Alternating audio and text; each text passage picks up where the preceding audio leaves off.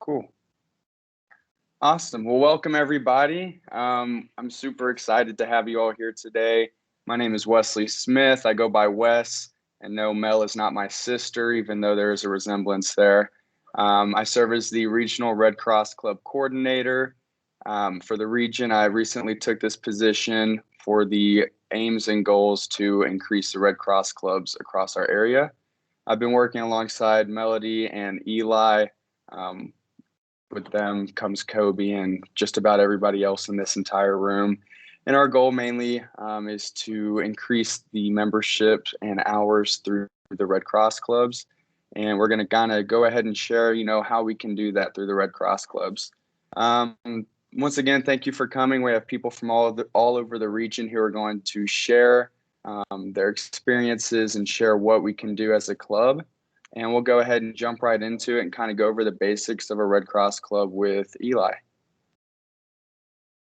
Thank you, Wes. I'm going to share my screen. All right, let me know once you can see that.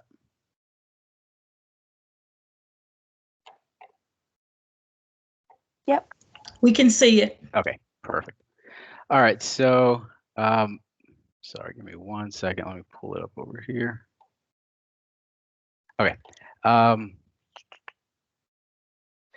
right, so the roadmap to starting a Red Cross club. The first thing you're going to want to do is check with your school. You're going to want to make sure that you know all the requirements for your school or university. You're going to want to complete all this before you begin to register your club. We also do have virtual Red Cross clubs. So if you decide to go that route, there's not much change. You're still going to want to check in with us, but we do also have virtual Red Cross clubs as an option if for whatever reason your school or university isn't currently taking new clubs because of COVID or for any other restrictions. Step number 2 is to get a Red Cross region contact. So that would be Wes or Mel. And then if you see right here in this left corner, this is all our contact information. And we will be sharing this in a follow-up email. So just, if you can't see it, because it's pretty small print, we'll be able to get this out to you as well. Step number 3 is to recruit club leadership. Every club is required to have a president, a vice president, a secretary, and club members. 3 officers and a club member is a minimum requirement to start a club. Step number 4 is going to be get recognition by getting a sponsor. Your club must have an adult sponsor or advisor who is a registered volunteer with a local Red Cross region in order to be considered an active club. Step number 5 is to ensure your members are registered. So all members need to be registered in Volunteer Connection because yes, they are Red Cross Club members, but they're also American Red Cross volunteers. And we want to make sure that they're going through all the proper steps to get their background checks. And for the youth category or under 18, there are certain parental consent forms and different forms that we need to make sure they fill out. Step number 6 is to create your club constitution. Now this might sound like super scary, but it's really just like we have a template. So it's more or less filling in the blank, like who's your president, who's going to be the vice president, who's your advisor, contact information, if you're going to do it through a school, where that school is located, their phone number, email addresses, just real general information. Step number 7 is to officially register your club with the Red Cross. So you'll need to register your club through Volunteer Connection. And you want to remember that the person submitting the registration must have a Volunteer Connection profile. So as long as everybody that's part of the club leadership has a Volunteer Connection profile, should be good to go when it comes to step number 7. Step number 8 is to start working on service projects that help deliver our life-saving mission. So there is a place in Volunteer Connection where we have a list of approved projects.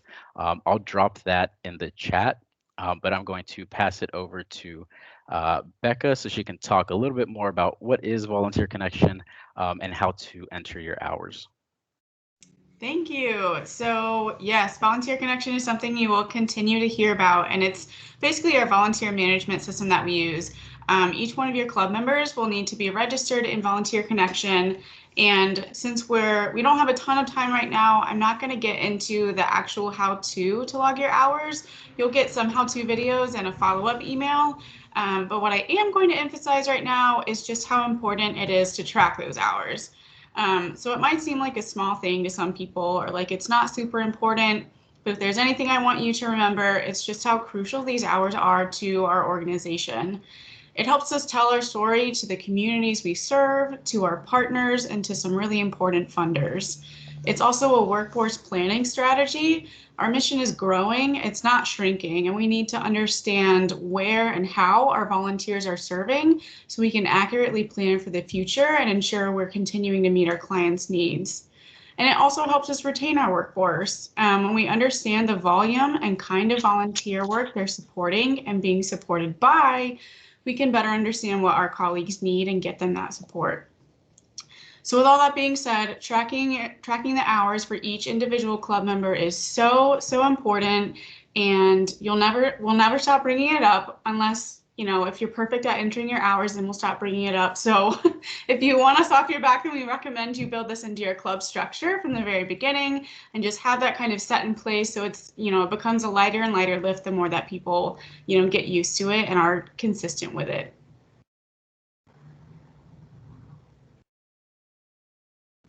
Cool. Thank you both, Becca and Eli. And just a way to make it easier to log your hours, there's an app for Volunteer Connection. And it's honestly one of the most life-changing apps that you can get, especially through the Red Cross.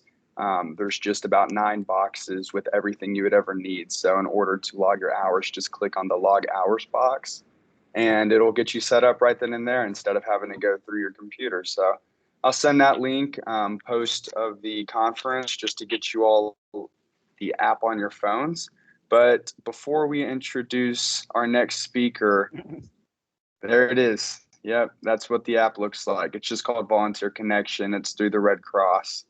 But besides that, let's go ahead and if you are interested or if you're on the call, joining the call today and starting a Red Cross club, go ahead and use the raise hand feature so we can kind of see who's joining us today.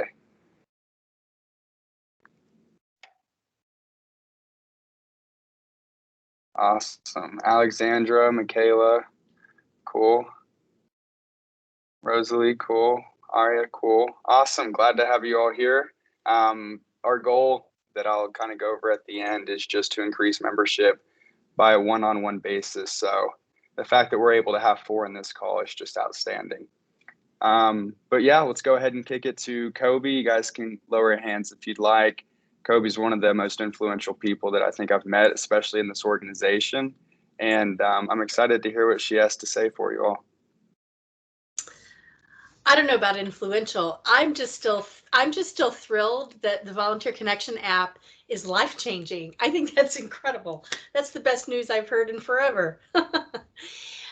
Well, thanks for welcoming me tonight, and I am so glad to be here. I am your volunteer services officer in your region, and our team in volunteer services helps to make sure that we have the volunteer workforce that we need in our region to help meet our organizational goals and objectives and deliver service to our clients, which is why we're all here. And so part of that family is you. Our youth and young adult strategy fits right into our volunteer services team, and Mel and Wes are both a part of our leadership team, and we love having them as part of that group. So I just want to say I'm so thrilled to be here, and I owe a great debt of gratitude to Wes, to Dr. Melody Smith, and to Eli Aguirre for just the amazing service that you all have done this school year, and all of the coordination and the effort that has been put into, really helping to bolster our Red Cross clubs and bring that together and give us a sense of vision moving forward. I'm so appreciative of that leadership. And then there's 2 other people who have really had a great great deal of effort in supporting that process, and that's been Becca Merritt, who you just heard from, and Elise Ramsayer. And I'm just grateful for that team, and I'm really excited to look forward and see what the future holds. So it's unbelievable to me, the amazing work that's been going on so far this year.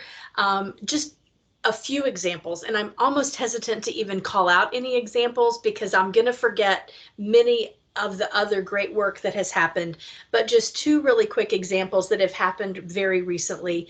Let's see, one is Mariana Rejat. I'm not going to get this name right. I'm just going to say Mariana from Marquette High School. Mariana submitted an essay to our inaugural first ever IHL, which is our International Humanitarian Law essay contest, and she is a finalist from our region. So what great representation from our region. And we'll find out soon who those winners are. And I just want to say congratulations. Thank you so much for that effort. That's a direct result of our youth action campaign on our campuses focused on international humanitarian law. And I'm just really excited to have that representation. I also have to give a shout out. I don't know if Kate Appleman or anybody from the CMO team is on our call, but oh my gosh, Greek Week, they held and sponsored one of the best blood drives in our region. I just learned today that it was the second largest collegiate drive in our region and one of the top 10 producing drives. And let me tell you, this blood drive yielded 1,011 pints of blood. That is just incredible. Every one of those pints of blood collected impacts potentially 3 lives. So that's over 3,000 people who have been impacted by that one blood drive. I mean, those are just 2 examples of the incredible work of our youth and young adults. And it's just so thrilling on our end to see the amazing power that you all can get behind and the things that y'all can accomplish. So thank you all for that. And just one of the next things I just have to mention is that Mel just informed me recently, we're set to be on target to easily double our number of clubs, as was just evidenced in our region before the end of this fiscal year, which is June 30th. So many great things going on. It's amazing. I'm in awe most of the time of the work that you all are doing. So really excited about that. And one of the things I just want to impart with you and share with you is that as an organization, we have many organizational goals and objectives that we're required to meet. And your commitment to really promoting the mission of the Red Cross and helping us achieve those organizational goals and objectives is really what makes such a tremendous difference in our region and in our organization. And I just want to say thank you for that. One big example of that is our Sound the Alarm campaign. We have that going on right now. We just kicked it off. We're trying to make 1,436 homes safer in our region. And if you're looking for a way to get involved, whether it's as your club or whether it's you as an individual, you too, in less than an hour or 2 of your time, can make 5 phone calls and touch 5 homes in your immediate circle of influence and help make lives safer, help people learn how to escape their home in the event of a fire, but then you can also help us achieve our goals in our region. So if you have any interest in something like that, reach out to Wes, reach out to Mel, reach out to Eli, reach out to me. We can point you in the right direction. Lots of other opportunities to help fulfill our mission and help promote the mission of the American Red Cross. And gosh, I'm just so glad that every one of you are here and willing to give your time and your talent to our mission. Thank you very much.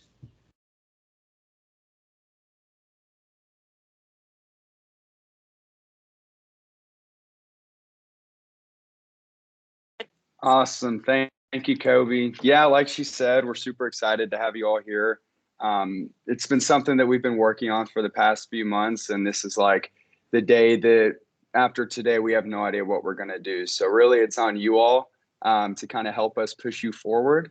And, this is something that we're going to be there to help you get started. But the potentials that come with this are something that will be life-changing. So as far as communications, actually, before we go ahead and introduce Sharon, if you are a Red Cross Club officer or if you're aiming to be an officer, go ahead and do the raise hand setting so we can take a look to see who all of our officers are.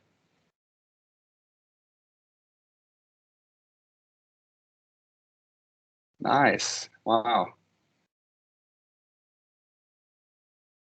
Look at all of you. That's awesome. Yeah, I started out at my club just as a regular member and eventually worked my way up to an officer position, and it's been incredible. We have Kate, Kasuma, Bladen's here. Hey, Bladen, how are you? A bunch of various others as well. Wow, it's good to meet you all finally. Hopefully we can set up a meeting and meet face-to-face sometime. Cool. So as far as communications, specifically focusing on social media, we have Sharon Watson, who's our Regional Director of Communications. So Sharon, I'll let you take it away. Thank you, Wes. I'm going to go ahead and share my presentation here with you so we can go over that and then open it up to questions after that. So let me get this set up here for everyone. Okay, can you see those slides? Sure can. Yes. Okay, yep. Thank you. So first of all, I just want to give you all a little bit of a background about Red Cross social media accounts in general and some of the things that have changed just in the last couple of years for us as a region and as a country in terms of how the Red Cross does social media. So a couple of years ago, and I started in 2018, and this process was underway and took some time, but we consolidated a lot of Red Cross social media accounts across the country.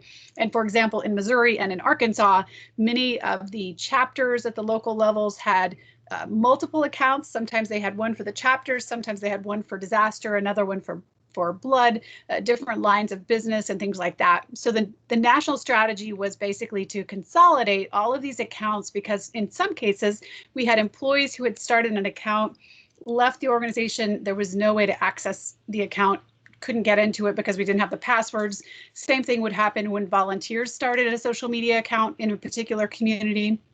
And as all of you know, social media is really designed to reach a niche audience where you can reach your community, reach people of a certain interest and try to pull together that community. Well, the Red Cross determined that there was a lot of risk involved in having all of these accounts across the country.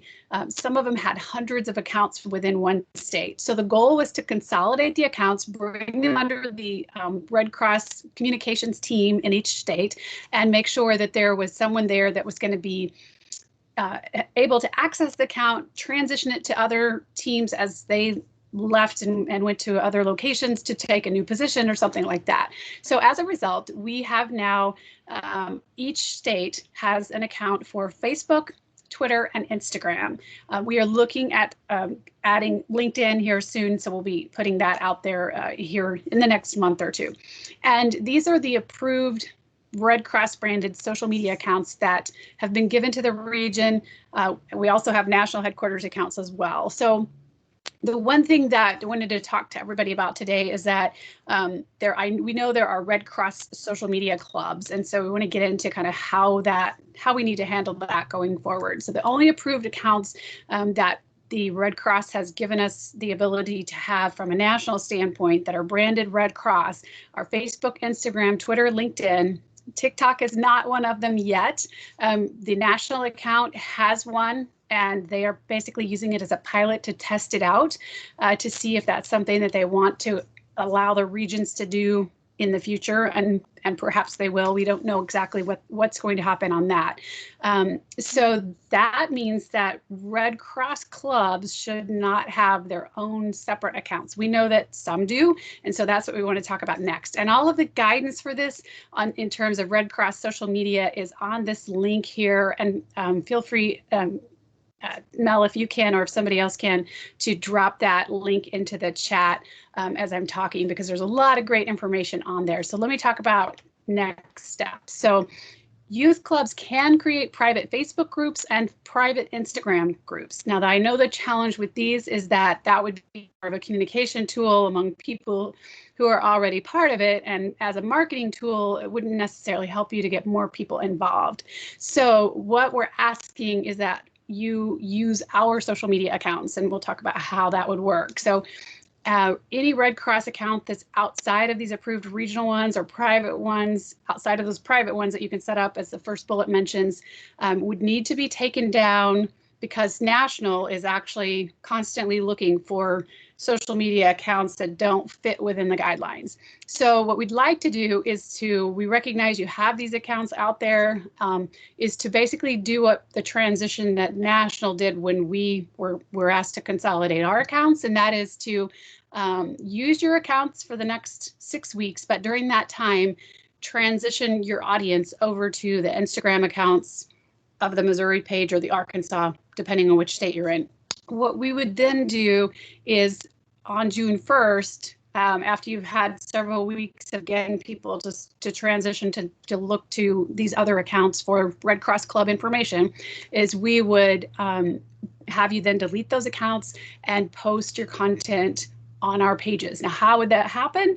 What we have now is a social media team of people that includes volunteers and staff, but a lot of volunteers. And so we meet weekly, and we give those volunteers access to our accounts. They can post content for us throughout the week, and any issues, they get back with us and that kind of thing. So the thought would be to have one of you on each of your clubs be designated as a Red Cross social media volunteer with access to our Instagram account, if that's the one you want to use, and I assume it would be, to get the messaging out about your Red Cross Club in your community. And then you would be able to post on there about those. If you're out at a blood drive and you want to do multiple posts throughout the afternoon or the day, you would have access to do that as a social media volunteer for your Red Cross Club. So, we would ask you to designate one or two people that are actually going to be part of that social media team to post onto our accounts and use that information to get the message out. The second piece of this is the websites. So for Red Cross websites, for the clubs, we'll be working with each club on websites to try to transition all of those under the Red Cross Missouri and Arkansas web pages. Those pages we have brand standards, as you all know, and that's also in that link that's mentioned here on this slide again, the redcrossyouth.org. So any website that we have has to follow brand standards from the national perspective to make sure that we use the Red Cross logo properly and use everything in terms of a branding standard according to the national headquarters. So those websites that are currently set up that are out there, we'll be working with each club to bring those into our page. Content and everything on those pages can still be put together by the local clubs. Information that's going to go on there would be something that the clubs can come up with. It would just be a matter of coordinating that through our communications team. So I know this is probably different directions than what you all have done in the past. This is something that is driven from the national level of Red Cross, really with the goal to protect the brand, to make sure we're all using the Red Cross brand the same way, and that we have a consistent look and feel across the country in terms of our websites and our social media sites. So I did list out the communications team, our staff there on the slides for you all, with phone numbers and emails if you have additional questions. And then just a lot of great information on the redcrossyouth.org website that will share how to set up clubs and more details than I'm able to get into here today. But be happy to answer any questions that you might have. And I'm going to stop sharing my slides so I can actually see you all, because I can't at this point. Thank you.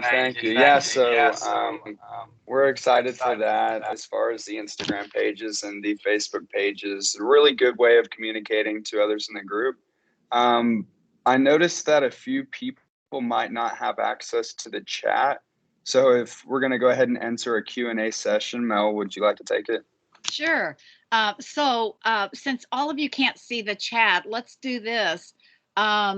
If you just raise your hand and then we'll be able to see you. What we'd like for you to do is ask some clarifying questions, because Sharon very expertly gave us this information. What we want to do is we want to figure out how we can get our message out.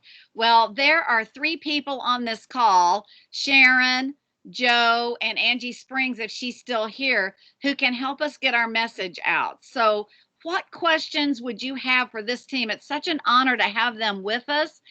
We literally, I've met with these people one time in 6 months, I think, and so they have given their time to come. So let's ask them some questions about communications this evening.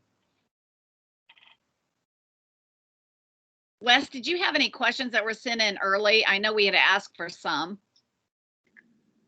Yeah, let me see. Somebody had stated, do I actually have to register on Volunteer Connection? Yes, I can answer that. Even though it's not a communications question, please register on Volunteer Connection.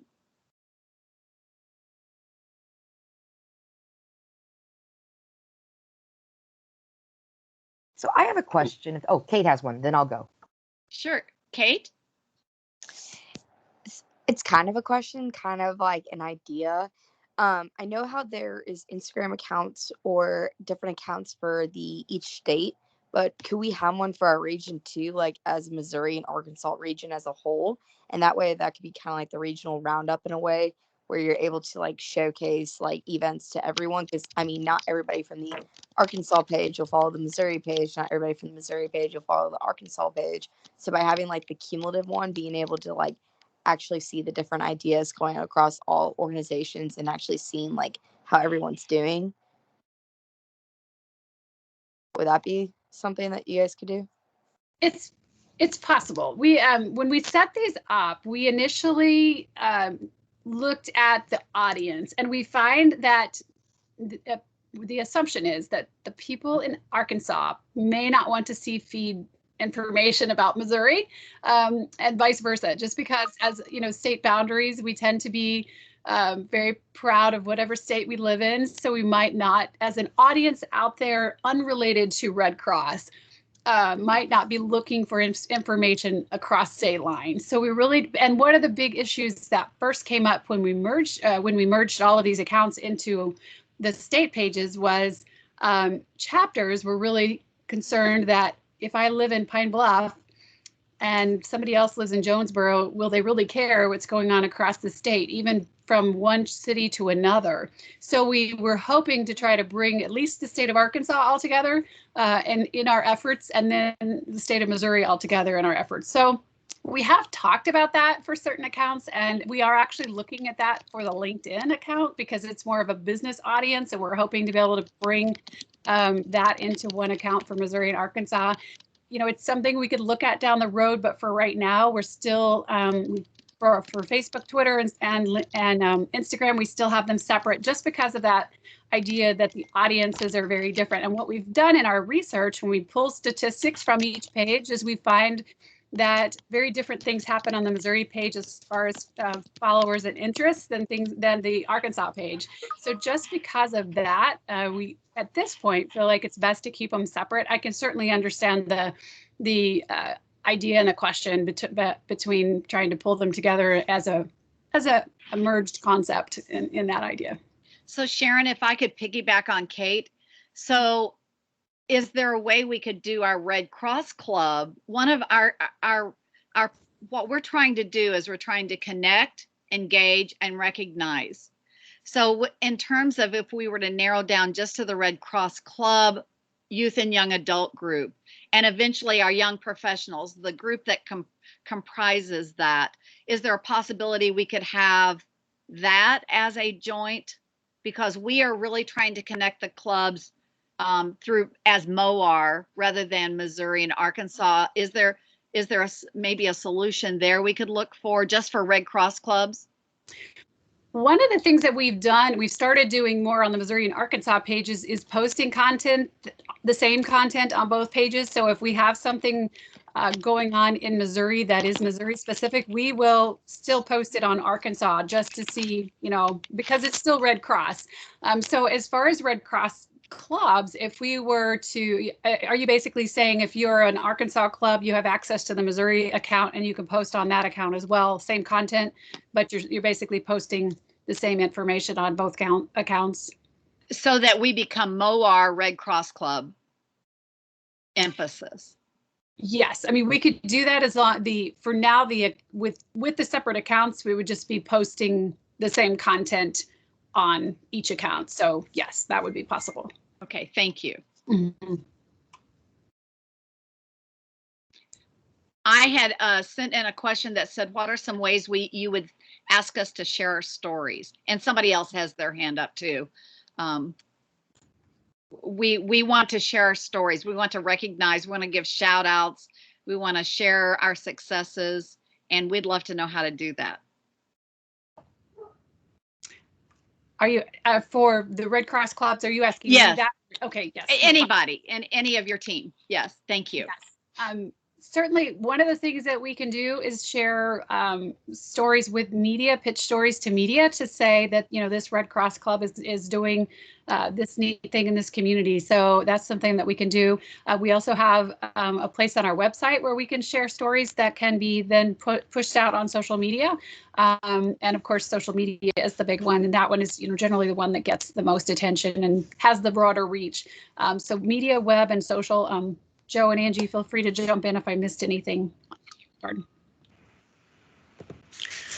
Yeah, I think one thing I'll point out on the blood side, being in the biomed side for the last 4.5 years, almost 5 years, is that especially if you're doing a blood drive, if you have videos where we can pre-promote the drive. One thing I thought that SEMO did really, really well was they got President Vargas. He's been involved in this the last couple of years.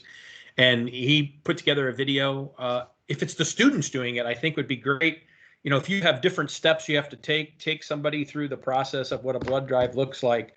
Here's the safety protocols. You get your temperature checked. You lean in. To do like a how-to, I think is great. It could be done in any market. We had done one a couple of years ago with Mizzou, but it was wasn't exactly that.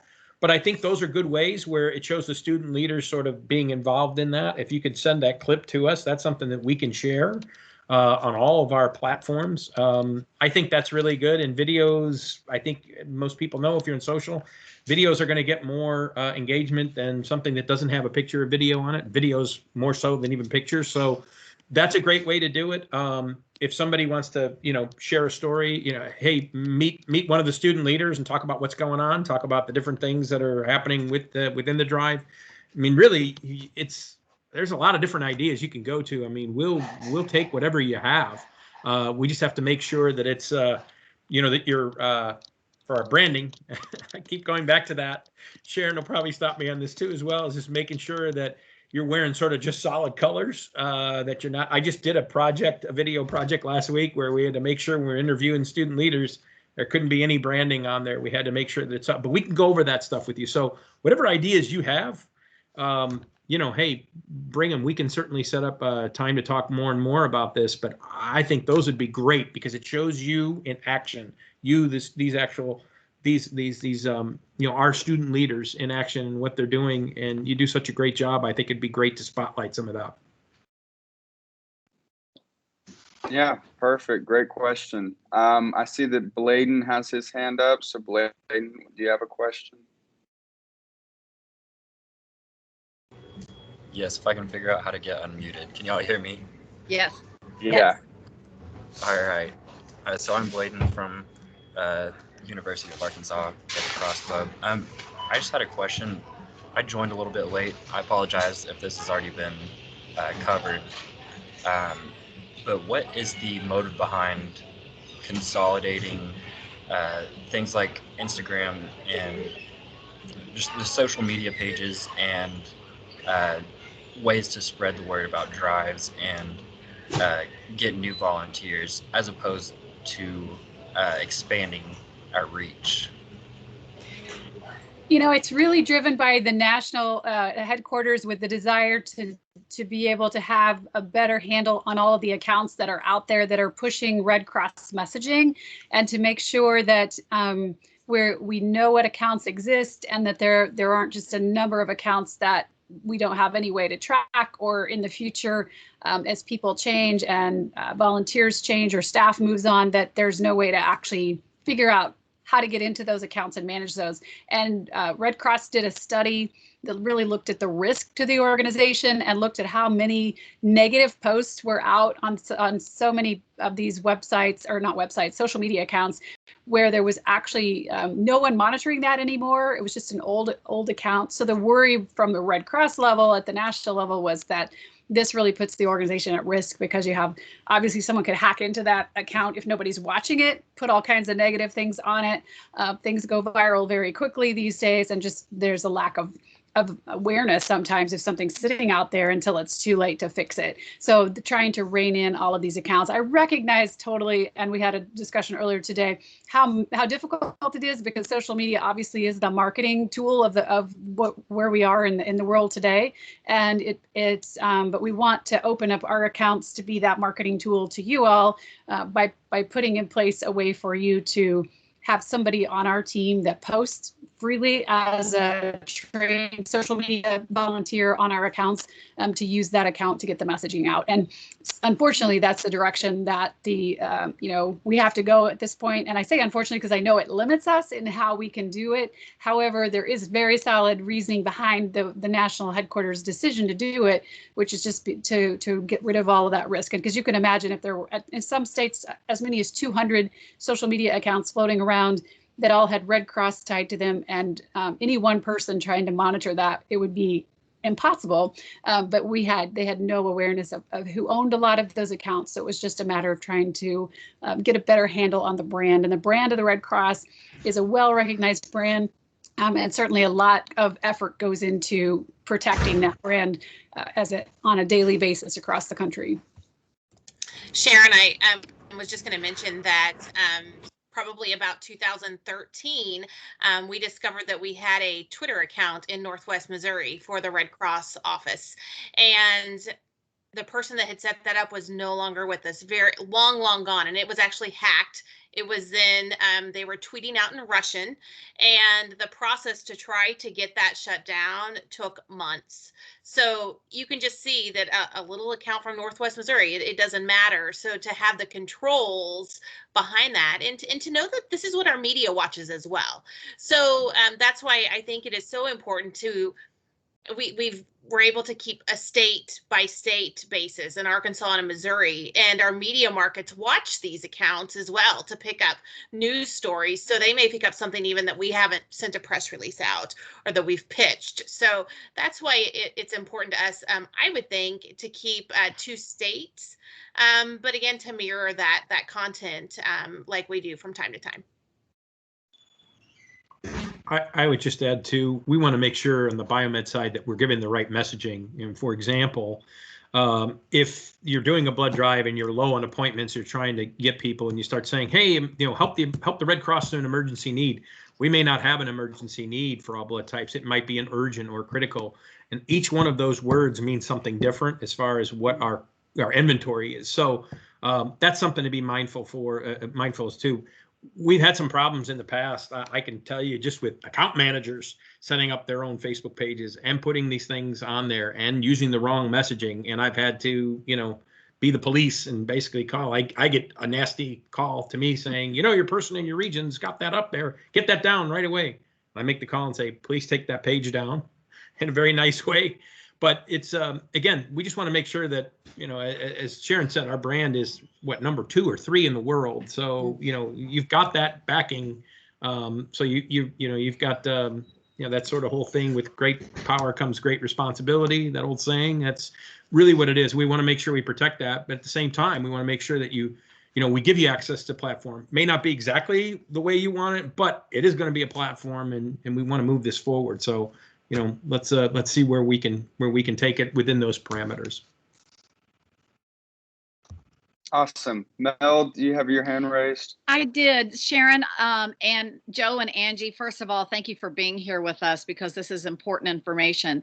And earlier we had discussed that. I think, Sharon, I don't know if you used the word task force, but you were talking about Wes joining in as you all begin a conversation about how we transition from perhaps what we are right now to bringing it in under the umbrella, for lack of a better word.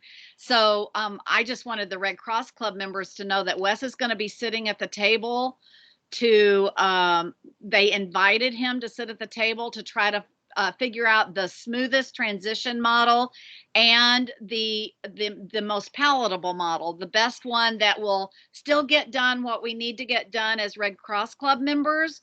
We want to do shout outs, we want to promote, we want to market, we want to do all those things that make our Red Cross clubs visible to people. And what they're going to do is in the coming weeks and by June 1, we're going to try to get that transition done at the latest by the end of June before we start the fiscal year. But in the coming weeks, there will be a transition process. And so what I would like for you to do, since so many of you can't see the chat, and we apologize for that. We don't even know the reason why, but we'll figure it out for the next time. If you would send your, just send your questions or your concerns to Wes and to me and to Eli, our contact information. We're kind of the team that is doing this right now. And we're going to be in a little transition too, because we're going to grow. So if you would just send your questions and concerns, if you want to just send them to Wes, you know him, send them to him and he will send them out to us, and to make sure the communications team hears this so that we get your input as we move in this transition from where we are to where we're going so that we can grow. Thank you all so much for being here. We appreciate it so much for you giving your time and your expertise. Can we just all do a hand clap for them, either virtually or real? Thank you. Cool. Thank you. Thank you guys too as Awesome. well. I Thank want to you say all. that, thank you for everything you've done on the blood side. I can tell you, what we've gone through has been like a Twilight Zone episode for the last 14 months. If anybody knows what that show is, if you don't ask your parents, they'll know what that is, because I had it emblazoned in my head when I was a kid. But it's just amazing what everybody's been able to do, really. And so thank you for all your support and all your hard work. And again, I think I look forward to hearing your ideas. We all do, and seeing some of those videos. I think it'll be great. Maybe even some of those videos we could use, push up the national, saying it's a good example of here's what a great drive looks like. Here's some great student leaders that we have. So, we're looking for your creativity too. So thank you for all the support. And know that we're here to help you guys. We're not here to make things difficult. We're here, again, power behind our brand. We're actually number 3 recognized logo and brand in the world. And there's power behind that. So we just, want to help you guys get your message out and amplify you as much as we can. Awesome. Yeah, thank you all for coming. Next, we've got fundraising with Guardrails and Ideas with Jamie Courier of Financial Development. Jamie has a pretty cool background. Yeah, there it is. Pretty cool. Jamie's awesome. She has very good energy. I've only talked with her a few times via Zoom or via Microsoft Teams, excuse me, but she's one of those that I'm hoping to meet in person pretty soon. So not to say that I'm not hoping to meet the rest of them in person, but her especially in her cool apartment. Oh So my I'll let gosh. you take it, Jamie. Well, thank you very much, Wes. Thank you, Melody. Ladies and gentlemen, thank you very much for considering me someone that you could learn something from when it comes to financial development. I hope Julie Brown's not laughing too hard in the background. So I've worked for Red Cross for just under 2 years now in the financial development, and I work almost exclusively with schools. So I think this maybe is one of the reasons they asked me, not because I'm necessarily tops at it. I like to just try it out. And that's one thing I really want you all to think about is if fundraising scares you, if the idea of like raising money or asking people for money scares you, don't be scared. The worst they can do is say no. And they're usually even apologetic when I've gotten to know. They're like, I'm so sorry. I want to help. Gosh, I'm sorry. So don't ever be afraid. And consider this another way that you could stretch your legs a little bit. So just one more little piece of my background. I am a former college professor. So I taught in many, many schools in the St. Louis area for like 10 to 15 years. It's hard to remember exactly. And I'm so happy to see some familiar names on here. Oh my gosh, I saw Goggins on the call, and Nimra's here, and Kasuma Kundana's here, Vishwari. So I'm so happy. And if I didn't list your name, it's because I haven't met you, and I hope that I do get to meet you. So then I can just rattle off all of the names that are on this call and say hi to you. So please be thinking about questions right now. If you're like, oh, I hate being put under the pressure when they're like, hey, do you have any questions? And you're like, I don't have any. So start thinking of them now. If you want to put them in the chat, if you can, great. If some of you have my cell phone, so just text me your question, okay? And I can get to it. But I just wanted to start by saying we can think of fundraising in two different ways when it comes to a Red Cross Club. There is fundraising that you can do for the American Red Cross. And this last holiday season, you probably saw some disaster relief, holiday giving kind of stuff for you all to do. And it even had like really cool prizes. Not gonna lie, I really wanted the ugly sweater that they were giving away. If an individual Red Cross Club member raised $1,000, which I know seems like a lot, but you can totally do it. If you raised $1,000, they sent you an ugly sweater. It's the coolest, ugliest sweater I've ever seen. And I can't even get it. This is exclusive for Red Cross Club members. So they even give you something if as an individual you raise $100. You get a neat little pin. And folks, you know I'm a sucker for a lapel pin. Some of you have gotten pins from me. Some of you I've promised a pin and you just haven't gotten it yet. But I love them. So the idea that for $100 I could get a pin that Jamie wants and doesn't have all day long. And then you should show it off to me and be like, haha, see what I got? You don't have one. But that's the kind of fundraising you can do for the American Red Cross. So you're raising money to give to us, and you can do it as an individual, you can do it as a club, and it really helps us with our mission. Because folks, our mission, it absolutely includes it in our mission that it is through the generosity of donors and through the power of our volunteers to get out there and do this work that we are able to be what we are. So that's why fundraising is absolutely one of the approved projects that you could do. But I want to talk with you a little bit more about fundraising that you might need to do just to do some of the approved programs that are available. Can you give me a hands up or some kind of emoji or something if you've heard about Totes of Hope? If you've seen that as like a program option, there we go. Excellent. So Totes of Hope asks you to get supplies so that we can give them to our VA hospitals, so we can give them to the clients that we serve, just toothbrushes, toothpaste, washcloths, soap, things like that. Well, gosh, if we don't have someone that can donate those items to us, then we have to go buy them. And I remember when I first got into this, and in fact, I called Julie Brown. I was like, how do we do this?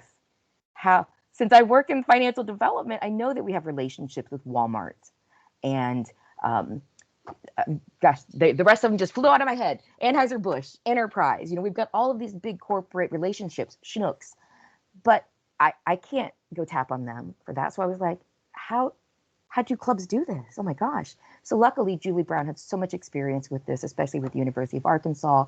And she was like, Jamie, they go get gift cards. Like, you call up Walmart, Sam's, Target, and you get gift cards. And I was like, what? They give you gift cards just because you call? And she was like, yes, ma'am. So got right on that. And right out the gate, us in St. Louis got like $300 for a Veterans Day event last November so that we could buy all of the stuff we need to put together 50 Totes of Hope. And we were able to put 10 items. Usually the minimum is 5. So we were able to put 10 items in those totes. So that type of fundraising, you either have to ask mom and dad, which I have had clubs say that. They're like, oh, my mom and dad will give that. And I was like, oh, should they be on the call? Do they know that you're saying that they're going to just, fund all of this? And other clubs have said, yeah, that's not my parents. Where are we going to get these items? So you also have to think about, we're in COVID, and the idea of like being in the community and asking people to gift items. They were like, gosh, Jamie, do we have to sanitize everything? Like, how do we process, some of just being in the community? And then the idea of having 15-year-olds walking door to door terrified me. So then I was like, okay, there's got to be a better way. So that's when I kind of went down this path of trying to figure out how do they do the funds. Now, Walmart, Sam's Club, Target, they're all pretty easy. You call, you talk to a store manager. It might take a few calls to get to that manager. But you make some calls, get to a manager, and you tell them what you're doing. And then they usually ask you for a letter, proof of our nonprofit status, and you send it in. I dropped mine off. I've emailed them before. Sometimes it's just been a phone call. Sam's Club was giving me all kinds of stuff over the phone, and I just had to go pick it up. So sometimes they give you goods too, and it's not just gift cards. Sam's Club gave us candy and water and other snack type items that we could include in the totes. So sometimes it really is just having the conversation, calling Target, saying, hey, how does this work? I don't want a grant. I don't want to fill out an application online to fill out a grant and find out 5 months down the road that you might give me, a little bit of money. I'm not even in high school anymore, or I'm not even, at that college anymore when you finally hear back about the grant. So that's why you really want to ask them about community dollars, community gift cards is even what I say. I ask specifically for gift cards. And then if they tell me that I missed my window, because Target and Walmart, they start at the beginning of every month on the 1st, and usually by the 5th or the 10th, they've given away all the funds for the month. Every month, though, they get a brand new kind of kick in the bucket. So on the 1st of every single month, Walmart usually has about $300 to work with. So you call and you find out, hey, have the community gift cards been given out for the month? If they have, then say, can I, talk with you next month? Take note of who you talk to. Write down their name and maybe the best time to call them. Is lunch a good time, or is this day better? Is Friday really hectic, or, is Tuesday the best day? That way they don't feel like they're being bothered. And then they're more in a mood to want to give us money. Because if they're in a hurry and they're rushed and they're like, I don't have time for you, and they might like hang up, and then you're like, I don't want to bother them anymore. So I just ask, what's the best time or what's the best way to reach out to you? Target has email. I didn't know Target had email. So I was able to just email all of that paperwork to the manager at Target. She emailed me back and said, yep, just come get it. So it takes a little bit of work on the front side. And I know that if Kasuma and Kundana, they're like, Jamie, we've tried this. I've talked with those clubs. And I know that sometimes stores can give you interesting feedback. I know one of my students was told that if she's not 18, then they can't give gift cards to her. So taking note of that feedback. So then we as advisors or representatives that are older than 18, a little older than 18, can get involved and help you in that way. That way you aren't running into that stumbling block. But it really is just having that very first conversation, calling those stores and asking those questions. Do you have gift cards? When is a good time to ask for them? How many times a year would we be able to approach you? Target told me that I really can't come to them more than like twice in that year. And I was like, ooh, twice. Okay, I will start being picky, about what projects we go to Target for, especially knowing that Target gives a smaller dollar amount than maybe Walmart or Sam's or a Costco does. Now, we also found out that Costco, it's all online and you have to fill out paperwork online, whether it is a store, like just, oh gosh, Goggin, do you remember what those differences? It was called either, I think, a community grant or a store grant. Goggin and I just looked at these like a week and a half ago. But Costco is the only store that hey Goggin, do you know? Oh, sorry. I thought I was on mute. Yeah, apparently I forgot as well. I think they were called like gift cards or store grants. Okay. Thank you so much, Goggin. So we figured out by looking at the Costco application that it was gift cards is one box you click, or grants. Click gift cards. That application's way smaller, a lot easier to kind of fill out. But folks, that's kind of the beginning place for it. So that's kind of my spiel. You can do fundraising for Red Cross, but then you can also look at how to get funds for your group to do the things that you want to do. Now, I guess last thing before I open it up to questions, donor intent matters. We care about donor intent so much at the American Red Cross that if you asked for Totes of Hope gift cards, and let's say that the Totes of Hope went gangbusters and you were like, oh my gosh, we actually didn't need $100 of what was given to us. So we did so awesome. We're just going to buy supplies and have a party because we're awesome and we deserve this party for these amazing Totes of Hope. Sounds somewhat reasonable, right? Maybe if I was a college kid, I'd be like, yeah, Walmart sells that stuff. I got a gift card. We can get popcorn and soda. And yeah, donor intent would actually stipulate that we hold on to that gift card. And then when we do the next round of Totes of Hope, whether it's under Wes's leadership or it's been, Wes has graduated maybe, and the next person has it, that gift card would stay with the club and then stay to be the next round of Totes of Hope. So sorry, you don't get to have a party, but we get to claim that we have absolutely met the donor where they intended, and the money was used for the purposes upon which we asked, because we gave them proof. We gave them a copy of the program. This is what we're using the dollars for.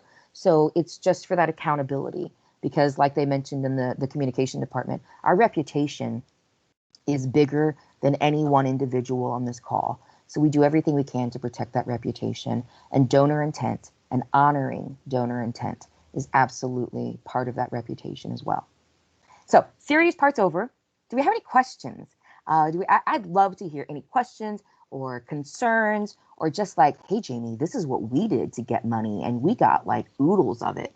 So if you have some ideas that I just haven't, that I might not know about, please share those with me too. So come off mic, come off camera, let's get to it. So that's a little too much energy for this late in the day, Jamie. I'm not gonna lie. I'm just kidding. No, so something cool that we did, and we actually still have. One of my friends was a student government president here at the University of Arkansas last year, and I'd asked him. I said, "Hey, can you get me?" We had a blood drive during basketball season. I said, "Can you, get me away? I'll buy the basketball. Can you get it signed by Coach Eric Musselman?" He said, "I have no idea how to do that.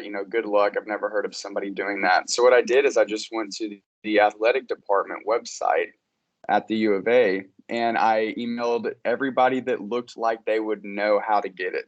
And it was basically a cold email to everybody, about 15, and I just needed one person to respond, and they responded. So I dropped off that ball, signed by Coach Musselman, and we actually just through unexpected circumstances, we ended up not giving it out last year.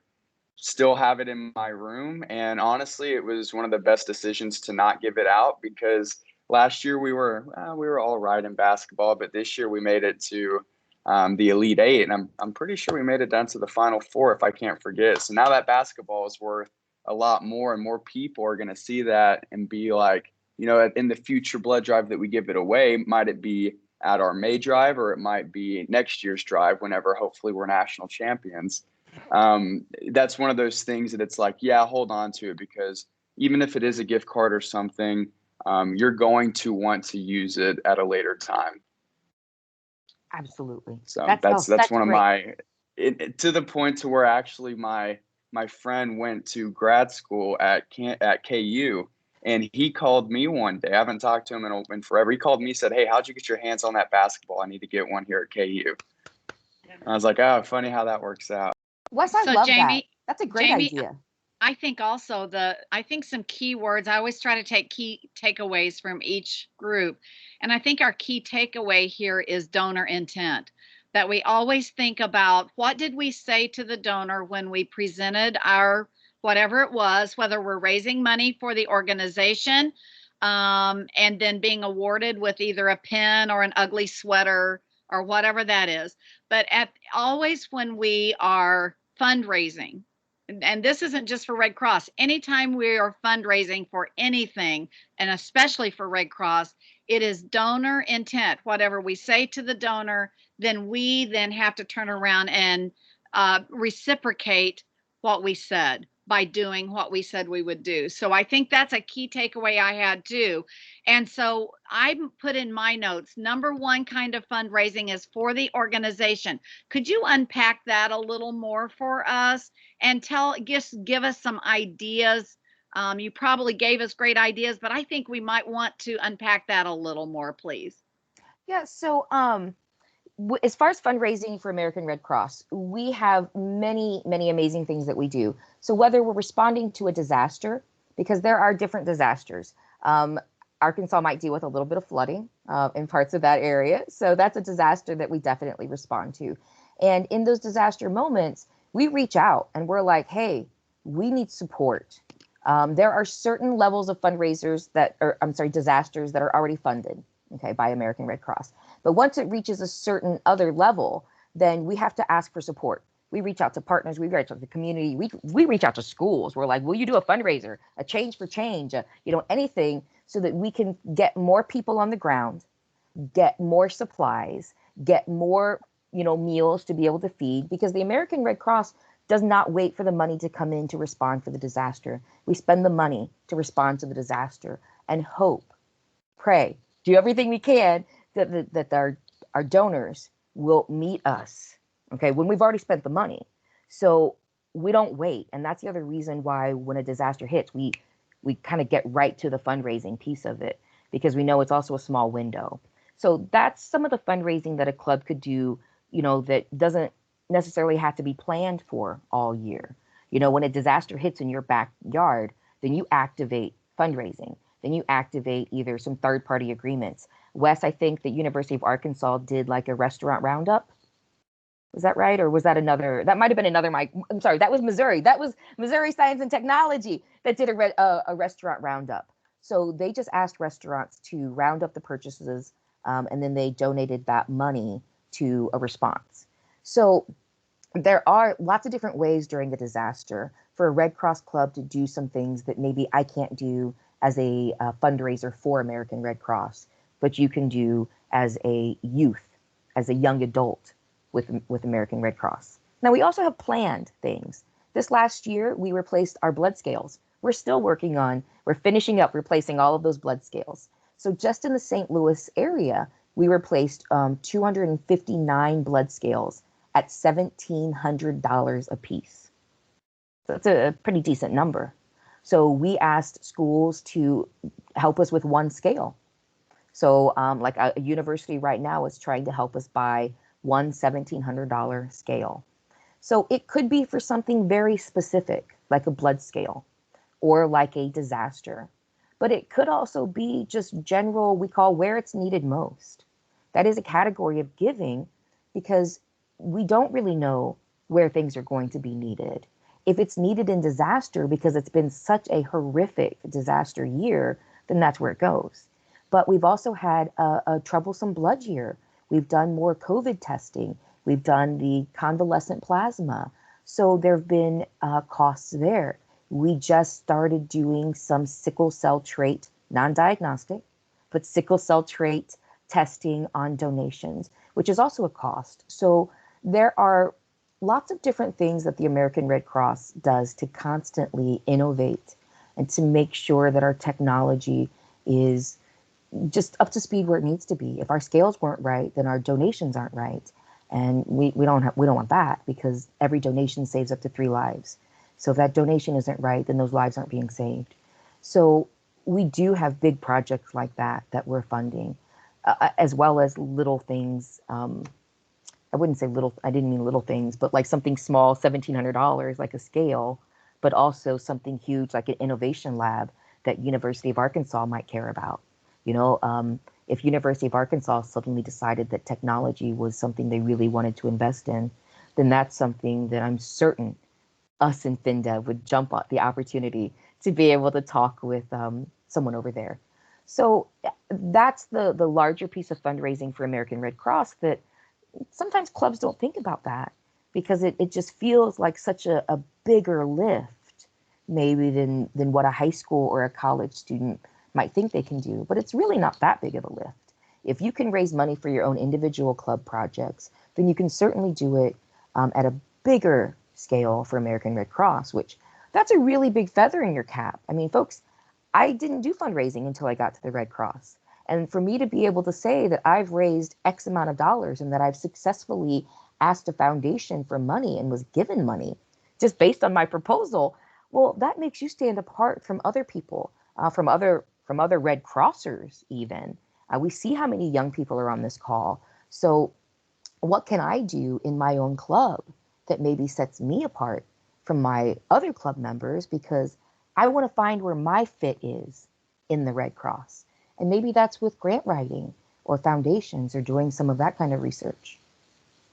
So gosh, I hope that wasn't too boring. Sorry. No, that was great. Yeah, it's a lot of people, they try to find skills for organizations, especially for profits and places that they would like to work at, but they try to find where they could change their skills, where they could adapt their skills to fit that job. The thing is, for us, we are looking for your skills. It doesn't matter what it is. Everybody's individual skill is necessary to running this organization. So literally just come as you are. You don't have to change yourself in any way. We will most likely have a place for you to be. Yeah. So, Kobe, I see that you have your hand up. Yeah.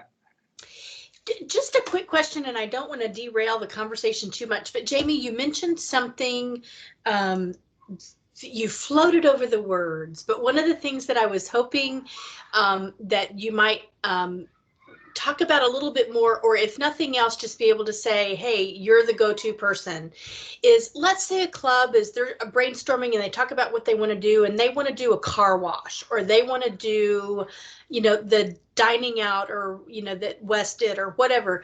They want to do one of those things that we would internally label that third party fundraising event.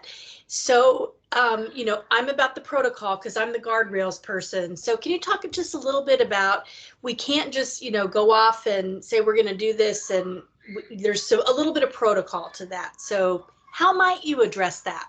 So a blanket answer, because I think we only have like 2 more minutes left. So the blanket answer is you want to talk with financial development first. And if you want to reach out to me or reach out to, Mel to funnel that to me, whatever makes your life easier.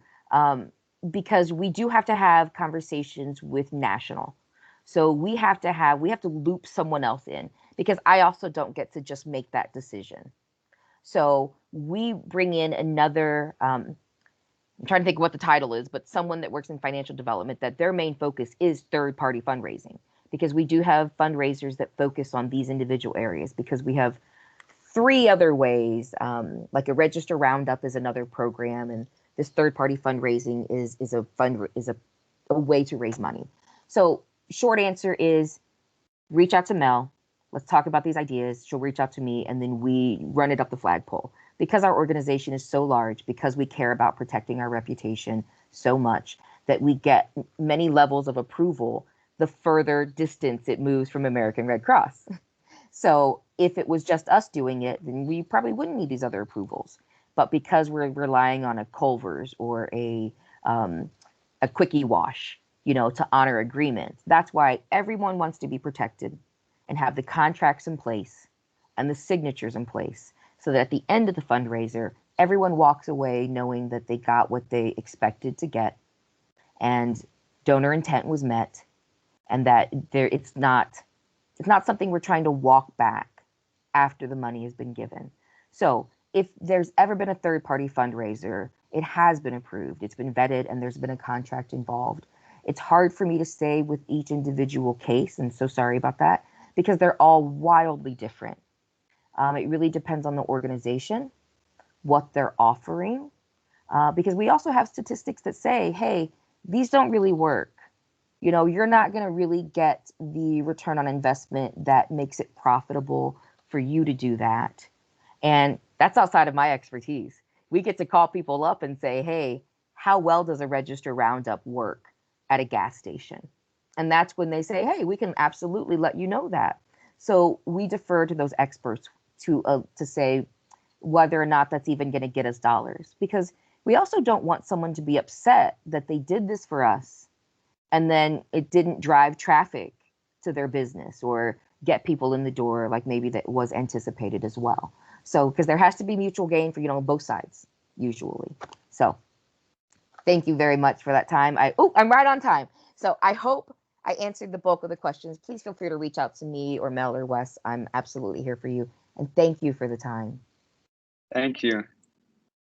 Kobe, Jamie, do you actually have just a quick second, or do you have another meeting to go to? No, I was actually going to stay on. Yeah, cool. I just have a quick question. So, seeing that, to preface, Red Cross clubs fall under youth and young adults, the youth being 13 to 17, the high school groups, and young adults being that 18 to 24, the college groups.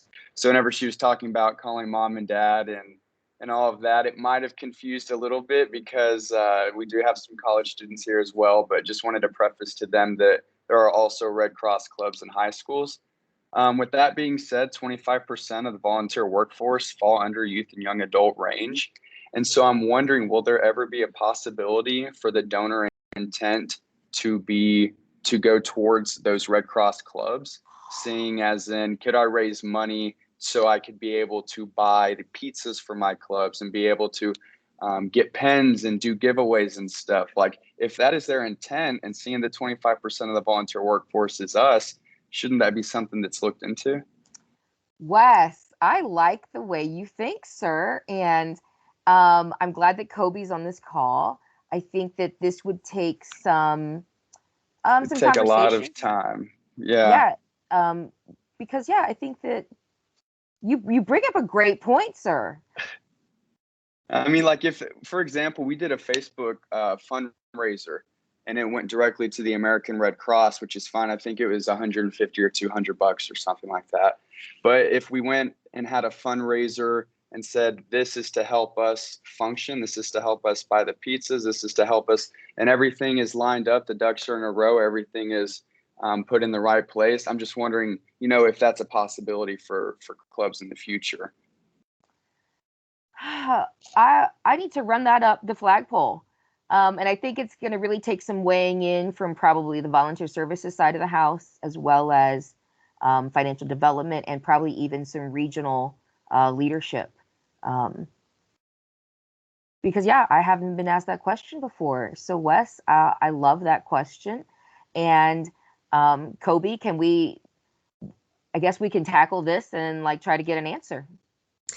Yeah, I've got the Reader's Digest version answer. It's not the extended answer, because there's a lot more to the story, but the Reader's Digest version is like to say, because I'm older, so for those of you who don't know, it's a really quick snippet of a way to read short stories. Yeah. So essentially, the way we budget in the Red Cross is not how we would budget our own personal finances. When we think of our own personal budget, we think of, okay, how much money do I make? So now I know how much I make. Now I know where I can spend it and how I can divide up the pie. In the Red Cross, because we're such a large organization and because our primary focus is service delivery and getting support in the hands of clients, how we budget in the Red Cross is we have both a revenue budget and an expense budget. And so I function on the expense side, Jamie functions over on the revenue side. And so we have opportunity to really look at what do clubs need in order to, to function. I'm not sure buying pizzas fall into that category, but maybe they do. But there's opportunity to talk about what we want to spend out of that expense budget, which is always very frugal, because we really are trying to make sure that we're getting support in the hands of the clients. That's our mission, whether it's our disaster clients, our service to armed forces clients, our training services people that we're, teaching CPR and first aid. That's the mission, that's the focus. but there is opportunity to talk about where that budget is.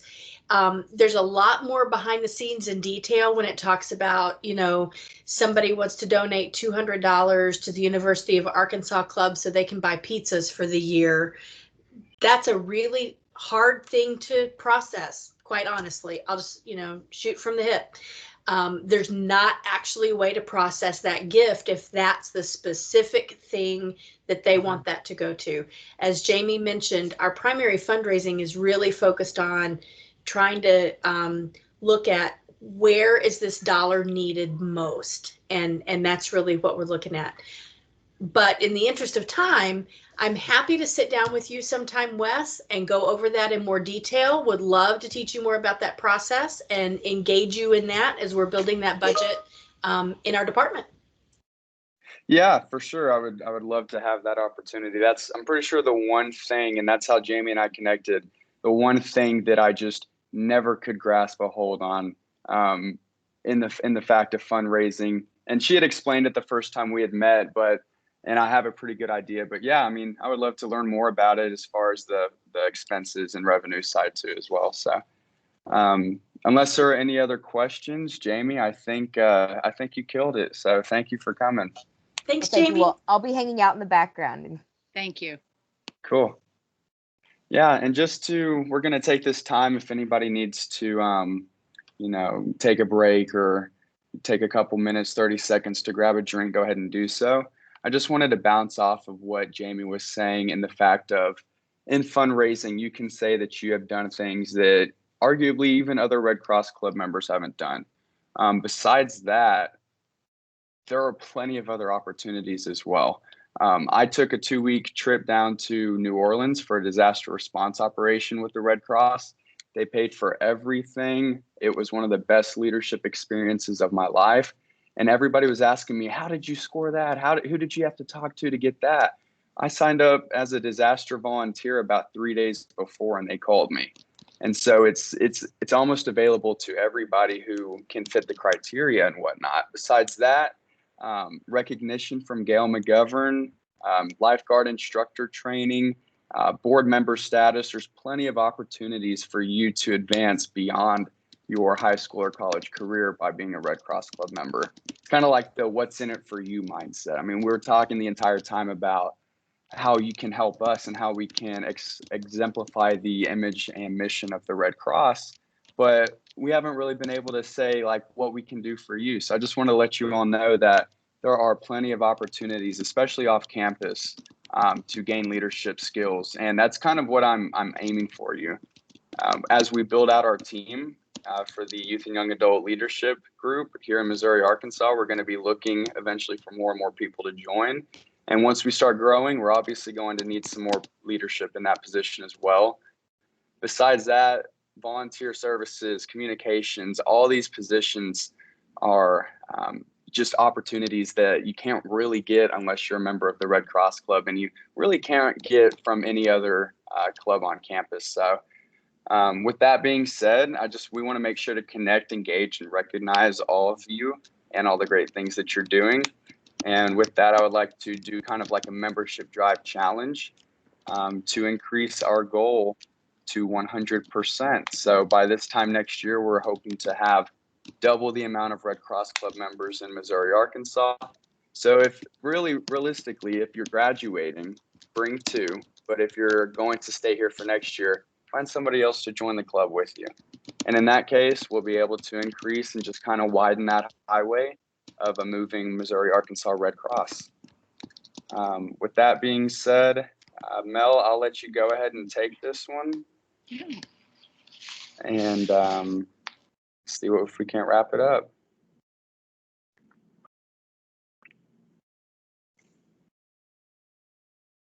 I think you're muted. Are there any other questions? Exactly what I said. If there are any questions, just raise your digital hand and we will pause for those because this is your event. So I just want to tell you that it's been a real pleasure today to have you connect with us. We hope this isn't the last time Our goal is to have our big launch conference each spring. And in the fall, what we want to do is we want to narrow and have a mini launch conference, probably half the time, about something that you want to know more about. So you just keep that in mind as we send out our feedback form, because we'll be sending that out either Friday or Monday to get the week, because your feedback will inform us next time. So I want to lift up our youth and young adult engagement team, and that's Wes, Eli, and yours truly. We have worked hard to put this conference together and had a ball doing it. It's been so much fun.